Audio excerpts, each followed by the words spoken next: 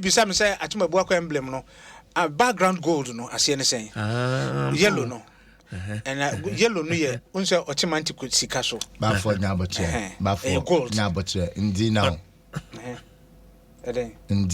ndi now ne say what's me nyane den ana me sije wonu sajuma se achum sajuma tuni mo batini no bat minimum ufri ayi enyina mu ba de ufri se akwa na odi sajuma so ufri chebi kode a ufri sajuma se na kwasi akwa na edini ye sajuma se me so aba me ma be ba akwa bom so bo ose ye sajuma se na unu dwumadua ojuma enyin kese pa ba ye emre na wo kire se obombofo no a obetena ho no okoba ho no be se ne kete dua na se no wada ti sajuma se ase no ti Ghana mant no nimdie ni bia e kono ma mefa newspapers no e yemfa ho anse da ma latex from your partner for life na fe Vodafone further together bafo graphic die graphic no wabai na le graphic you say first lady ma me ina ono so Rebecca ana o seman kran the titire ma ba wan kakra nke to na eba no and o say first lady wa encourage mabru no say won keka won na your friend is saying one so impeja won hu bi said be ya eba omanu punto ne kankra won so ye be hu won contribution Professor Okwe say no more cool nti eno wa graphic han na Ghana ready for investment o mampani akufo do akokupi mu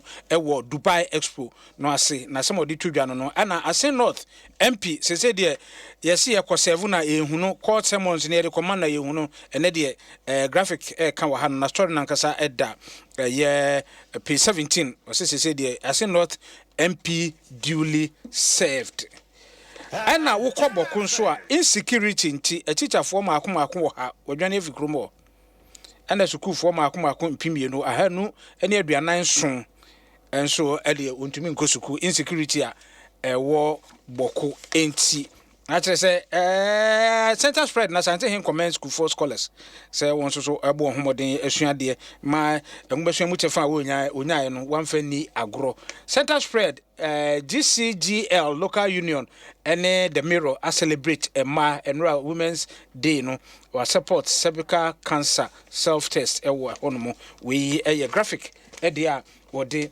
enam ene anopay eno no me ko biema na me kwa akofa the daily guide and so e de wa ha Bullion van atema ye kan approach for no na wo ma yakatakato menu ye kire say Pablo one of the suspected cops and one of the suspects so de wa ha no sinimpi na branch ya ba kwa e manolo say ya Jamestown wo bo no tuo Bullion van no no sinimfo ni da to ba daily guide obe hu wa ha no mo na afei enele so efrase se se de udi loto na na etua wo ka wo no instant payment was start wo eno so e wa ha daily guide e dia wodinam anopai eno no menkofa Ghanaian Times de a wono so e de ba anopai no ene se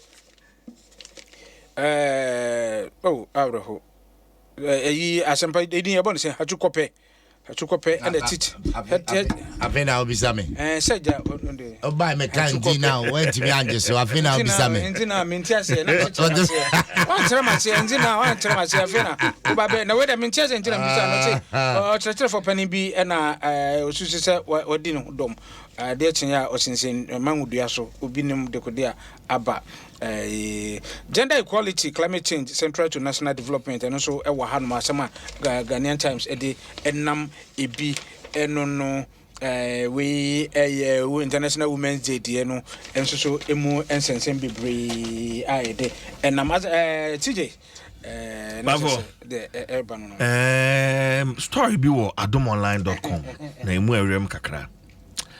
Widow sues funeral home after she spent 27 years mourning her husband at the wrong grave. Makinke mo no pay. CJ kind bio funeral home no. Yeah. Baby a wo mko sie ni kunu no. Yeah. Na maame no ennim.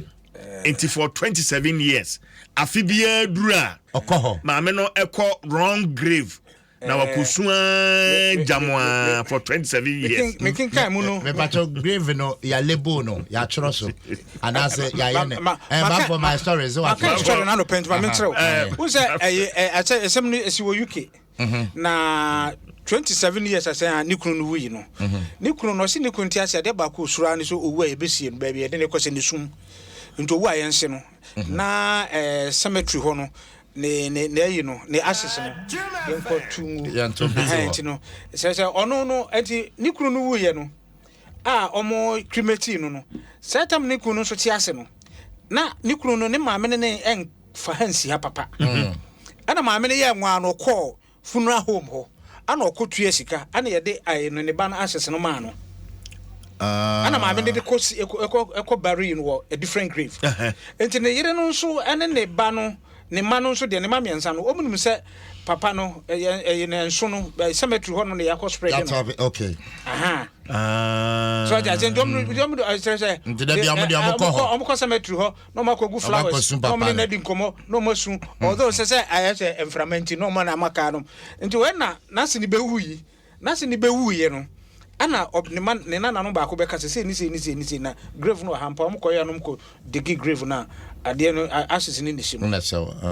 say na enti funeral home no say odina mu one of the employees na ton ashes no man na se ninti no ana you know okunafo no ka say so see funeral home no na wa mo na di awrebo ahreho ensem fata asamo what is one about funeral home now no men just papa guy wo yeah Fast and Furious yeah when accident we the same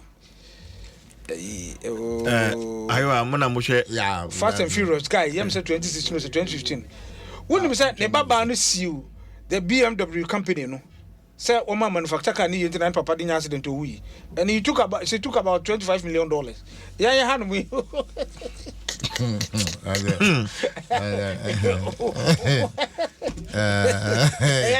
go di say some natural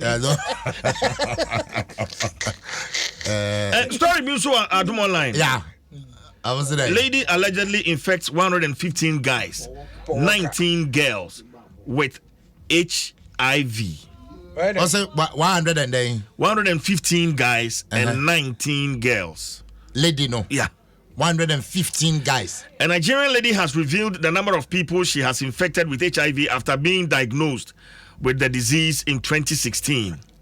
The disclosure was made in a tweet where another Twitter user revealed how she turned out 3 years after being infected with the virus. Lady in the picture.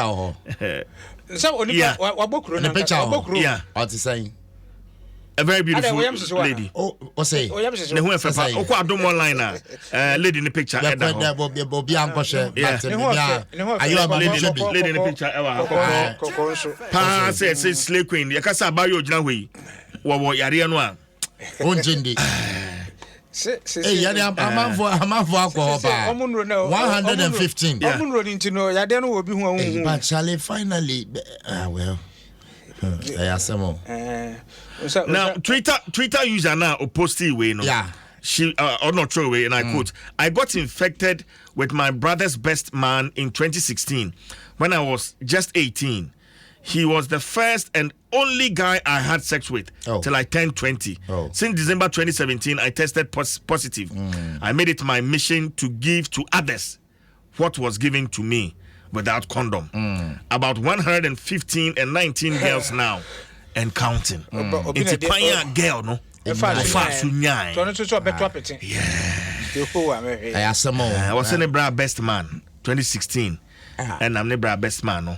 And in Edim Pasogro, no, your brother best man 2017, and I feel tested positive for HIV. No, it's free honor. And I say, I dear man for Sikanto, dear, or check me from the Bemakwa, and body massa, and I watch it. So, and men, Mamma, 115. I send a brother best man. Yeah, yeah, this idea. Brother best man. Yeah, can be actually. What's say? Me can be near. What experience? Oh, the people say I tight, and I said, "Minim say be on say, are you for Koswa? Best man, Nessa, and you for made of fun, no. Made of fun. I do it. But me boy. Say tight. In fact, me and my sister Ketwa. Your last born. Okay. My sister Penny wedding. And Mr. Kumano. Mr. Kumano, yeah, maid of honor. Oh, okay. And you're best man. And only my sister. And then they can say, "Oh my worry." And see, I dissuaded about it. Answer say, "Say and I near oh, do me do young concourse, you mujam once." Come from Zoe and I can say, "Sour try home." I will say, "I go from Zoe." My friend, I will say, "Yes, so was she Aisha." Aisha manager, young conquer your test. 24 and the same and Jenna met you and intimate made the best. 24 for say, yes, I'm yes, sorry, but message be about my yeah, mommy, auntie be adenta.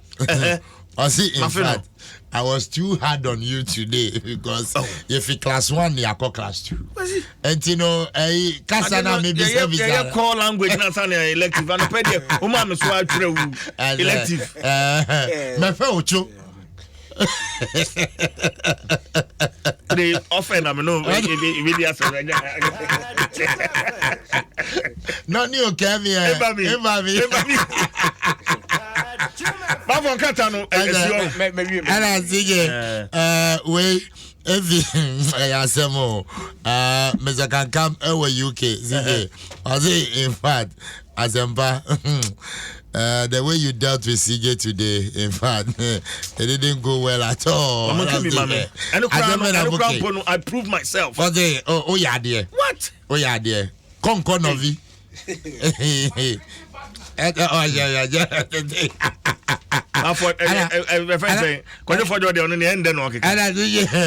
Mr. Oboda, I say, Adena, Yama. O my nan kasamfa has ne kotoko me refie. Oh please. What is please? Please. What is please? Yes, share money there will be please. And can you show run? Okay. And can you show run? Can show run. More back park and amodi mo chi nanti no. And can show run. But I don't know say mo jai mo say kotoko no mo jana mo kana Monso munka mo boss na tuwo wusie ne boss wansam na mo. Oh na wasembe na wo ken fa. E bra ya semo. E boss tu wusie kra ya semo. Mo boss tu wusie kotoko hwe. Mo boss tu. Oh na branding. Mo boss na ma be je nim gwase. President cap mo be je nko. Keke. Baby president cap no dia. Mo be je nko. President cap no ya record. When ma jama e 6. Yeah, president cap 6. When jama 5. Yeah, come 2022 asem. Wo so na ma wo ka. Back to back. Wa back to back. But Jimmy